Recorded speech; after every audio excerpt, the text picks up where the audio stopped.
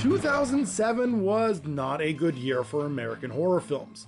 Sure, you had some decent ones like the Halloween remake, The Mist, 1408, 30 Days of Night, Trick or Treat, Dead Silence, and the Grindhouse films, but there was a lot more trash than treasure. And as a 16-year-old horror fanatic at the time, I wanted to fall in love with all these new horror films. I already loved the 80s classics, however these new ones just weren't doing it for me. At the time, no new horror movie was exciting me, but 2007 did have some surprisingly good flicks if you knew where to look. And I think my favorite horror film from 2007 was an independent film directed by a couple of high school friends called Murder Party. Murder Party may look like schlock, and in a way it sort of is, but in a time where horror was having a hard time regaining its footing, Murder Party came along and gave the genre much needed fresh air. Murder Party was made with no budget, so the majority of the film takes place in a single location, but even with the limitations, this movie kicks some serious butt. You have a solid script, top-notch dialogue, a chainsaw to the face, funny moments, melted flesh, drug use, tense moments, and scenes that advert expectations so much that Rian Johnson would be jealous. I'm so excited to share this one with you. Welcome to the Hellbound Horror Show.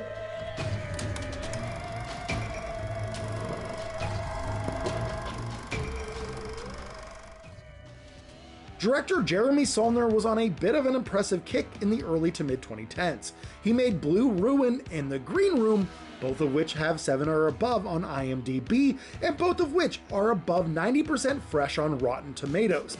Needless to say, that's pretty impressive, and he got his feature-length start on Murder Party. Jeremy Saulnier and his high school friends spent their whole lives making movies in their backyards together. After film school, they tried getting funding for a feature-length film, but no one wanted anything to do with them.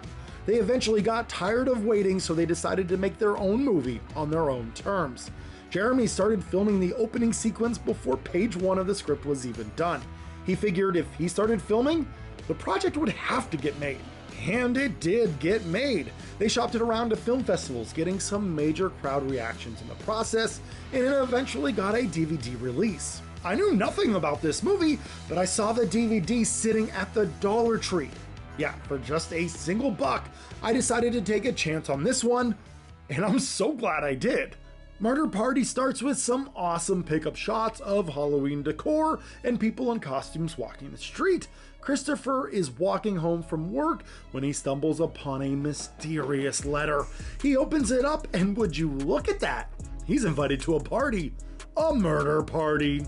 He goes home, talks to his cat, and uncharacteristically decides he's gonna go to the party. He makes a makeshift night costume out of cardboard. He travels the subway to the location, and when he gets there, he sees a small ensemble of interesting characters. They tell him that people are on their way, but he's just early. Christopher offers up his pumpkin bread as one of the characters grabs an axe while the others try to distract Christopher.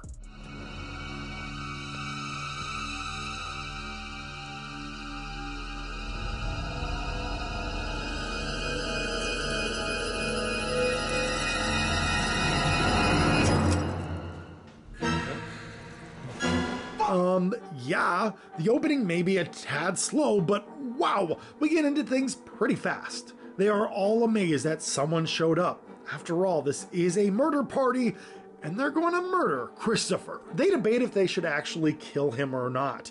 I mean, Alexander will be coming later, and they want to seem cool to him. And the only way to seem cool is by killing someone. One of the girls tries to avoid murdering him, but it turns out that she's allergic to the raisins in the pumpkin bread. All right, well then I can get back to...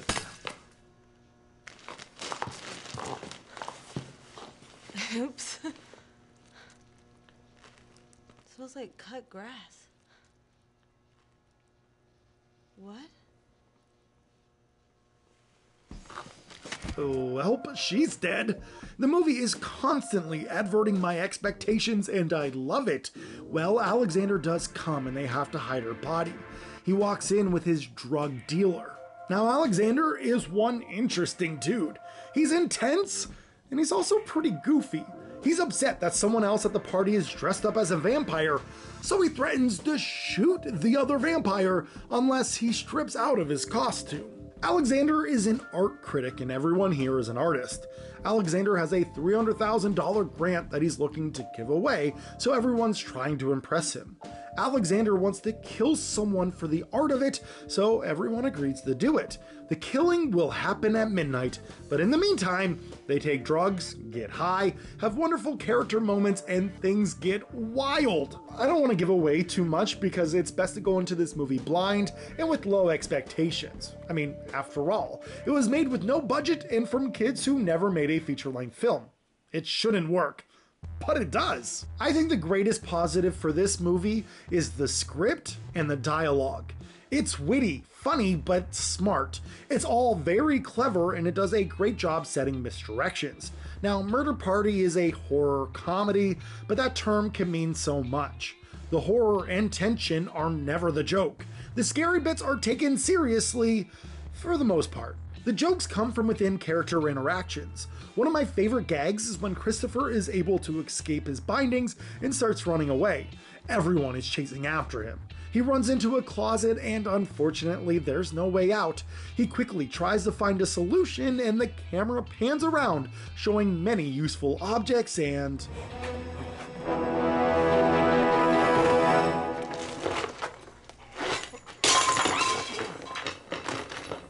The movie isn't perfect. The soundtrack is pretty mundane. Some performances are better than others, and the last act fell a little short for me. I think the script's cleverness ran out, and they went with a generic kind of ending. Murder Party's not going to be for everyone.